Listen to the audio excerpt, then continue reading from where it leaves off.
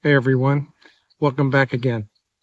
Today we're stepping into a profound and often intense section of the Old Testament, Isaiah chapters 13 through 17. Now, these chapters can be a bit heavy, as they contain a series of burdens and prophetic oracles about various nations. But as we walk through them, there are some powerful and comforting main points that will emerge. One that speaks volumes about God's character and his control over all of history. We begin in chapter 13 and 14 with the crushing burden against Babylon. Now remember, Babylon hadn't yet risen to its full imperial power when Isaiah was prophesying. That was still yet to come. This is a look into the future, detailing Babylon's eventual rise as a destroyer and then its catastrophic fall.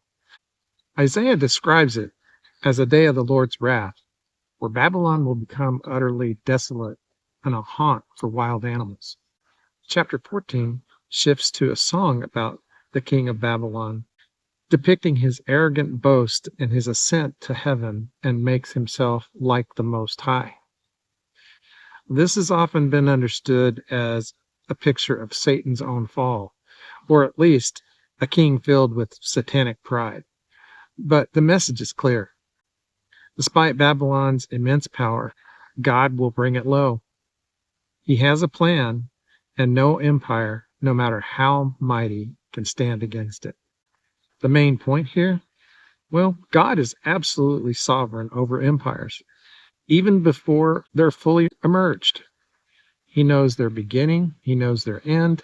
Their power is only temporary, and it's subject to his divine will.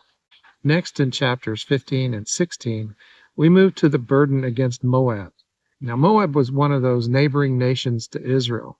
It was east of the Dead Sea and often an adversary. Here, Isaiah describes a scene of widespread devastation and wailing. The land will be laid waste, its cities destroyed, its rich agricultural lands ruined. The people of Moab will flee and their hearts filled with despair. However, amidst this prophecy of judgment, there's a subtle but significant shift in chapter 16. Isaiah calls on Moab to provide shelter for the exiles of Judah, linking their fate to Israel's. There's lament, almost a plea for Moab's pride to be humbled. Despite their coming destruction, there is a glimpse of God's desire for justice and perhaps for even an opportunity for repentance, though it's a grim picture. The takeaway from all this about Moab? Well, God's justice extends to all nations, even those seemingly less powerful than Babylon. Even in judgment, there's a nuance displayed of his character, a desire for humility and a witness of suffering, even for his adversaries. Finally, in chapter 17, we have the burden against Damascus, the capital of Aram, or Syria, also Ephraim, which represents the northern kingdom of Israel.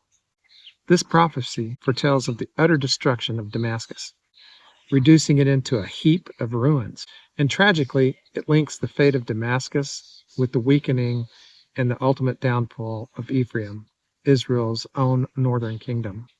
Isaiah describes how Israel's glory will fade and become like a lean harvest. This is a judgment for their reliance on human alliances like that with Damascus rather than trusting in the Lord, and for their idolatry. They've forgotten the God of their salvation and the rock of their strength. So what's the overreaching main point that ties all of these chapters together from 13 through 17? Well, it's this. God is a sovereign Lord over all nations and all history. From the mightiest empire like Babylon to the smaller, less likely kingdoms like Moab, to the strategic city of Damascus, and even to his own wayward people in Israel. No nation, no power, no human agenda stands outside of his ultimate control and judgment. He uses nations as his instruments, and he brings them down when their time is up or their weakness is complete. This means we can trust that no matter what chaos or power or struggles we see in the world today, God is still on his throne. orchestrating events according to His perfect will and justice. That's a powerful truth to cling to.